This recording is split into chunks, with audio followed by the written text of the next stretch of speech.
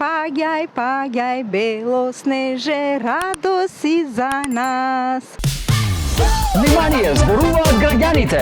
Дали снегот не изненади годинава? Како и секоја година нормално. Така? Да. Позитивно Да. или негативно?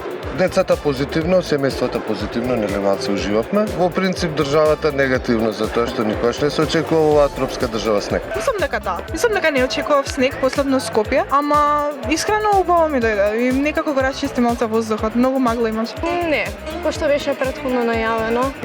Да? У која смисла? Во позитивна Во смисла. позитивна? Да. Па не би требало, пошто времето му е да има снег и го очекувавме со радост и да падне, пошто со години го нема. Па не јули.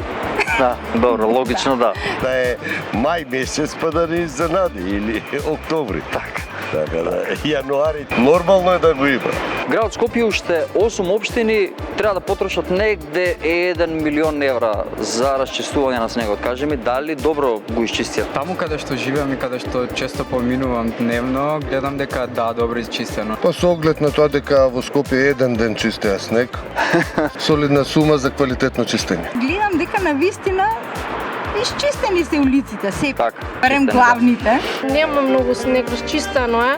Овие што са од комуналец, што чистат лисија. Кога падна снег, лисија не чистат. Значи треба да чистат тротоари. Дали бевте негде на зимување годинава или ќе одите и колку чини еднодневно зимување? Баш бевме на Попова шапка еднодневно зимување, скромни 48 часа со 150 евра, со храна и со се. Нашиот стандард верувам дека не е баш окей, малце е скапо. Не би знаела дека Добро. не одам често на зимување, се седам дома, чаша какао, со баба и со мама и... Па оваа година не бевме, така да зависи нели колку дена ќе одиш негде. Сум бил само наводно на еден ден и искрено не знам колку чини еднодневно зимување. Скапи се скикатите.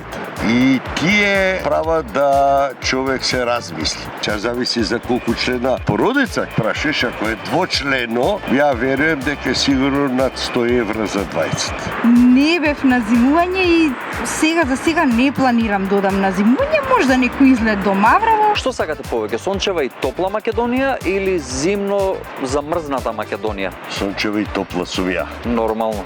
Сончева и топла Македонија, дефинитивно. Сончева и топла Македонија. Па ако збориме за уживање, ги сакам и двете. Треба да е топло, треба да е ладно. Ма секогаш сончева и топла Македонија. Прво јас сум јулско дете, друго сонцето е извор на живот, ете затоа. Како деца пеевме песни за снегот. Дали се сеќавате на некоја песна како дете за снегот?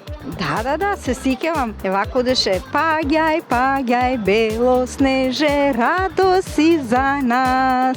Дојди, баба зимо и ти дедо мраз. Дали може една строфа да ни... Една строфа, да, како одеше, многу сакам снег, снег, снежни пеперутки И така натаму. Значи, помладиве не може да се сетат на ниедна песна, дефинитивно оваа епизода возрастните водат со новогодишните песни. Стварно, никој од помладите не може да се сети на вака. Епа млада баба. Внимание, зборуваат граѓаните.